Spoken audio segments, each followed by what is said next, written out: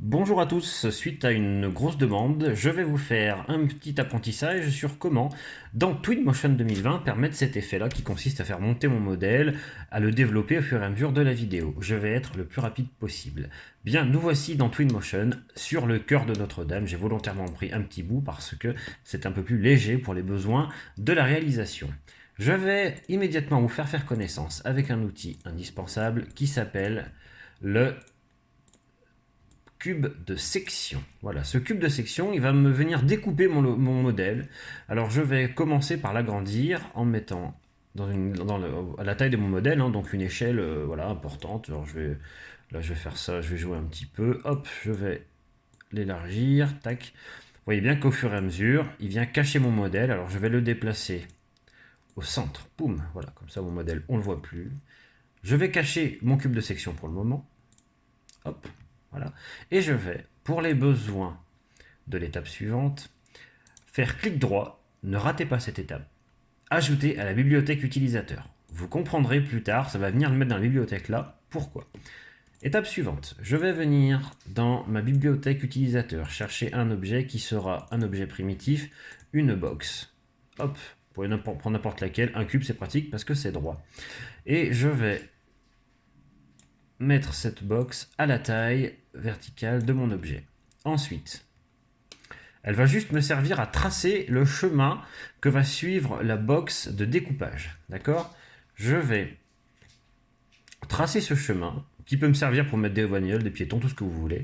En tracé personnalisé, hop, je viens me mettre en bas de ma petite tour là que j'ai construit et je vais rejoindre le haut. Et comme il aime bien les allers-retours, je vais faire un aller-retour jusqu'en bas.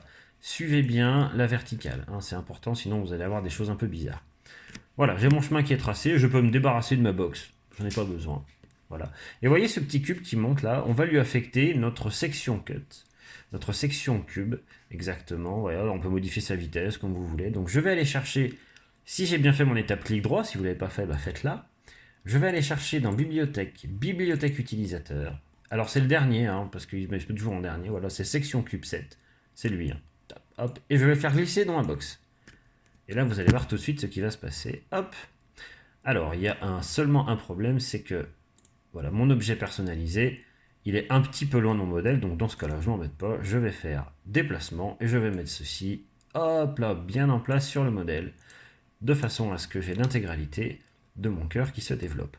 Je vais ensuite simplement faire une vidéo. Alors je me mets à un endroit, j'ai modifié les conditions d'éclairage, je veux mettre dans médias, vidéo, je crée une nouvelle vidéo, hop, je me mets par ici, d'accord, je vais la mettre à 20 secondes parce que c'est pas mal pour un développement comme ça. Vous verrez ensuite, on va un peu aller à tâtons hein, sur ce genre de choses, vous accélérez la vitesse de développement, vous voyez, vous jouez avec les vitesses là, vous faites plusieurs essais.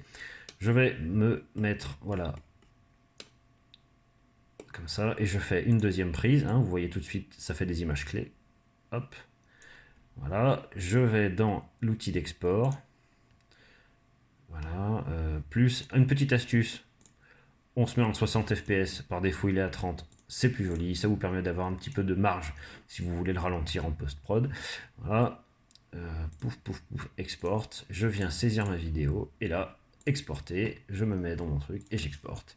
Et je ne vais pas aller jusqu'au bout, hein. Vous aurez la vidéo avec le développement. Alors peut-être qu'elle fera l'aller-retour, mais là-dessus en post-production, vous verrez bien comment ça marche, vous ferez votre essai. Voilà, j'espère que ce tutoriel vous a plu. Et merci en tout cas pour vos commentaires sur ma vidéo. Ça m'a bien fait plaisir. Bonne soirée à tous.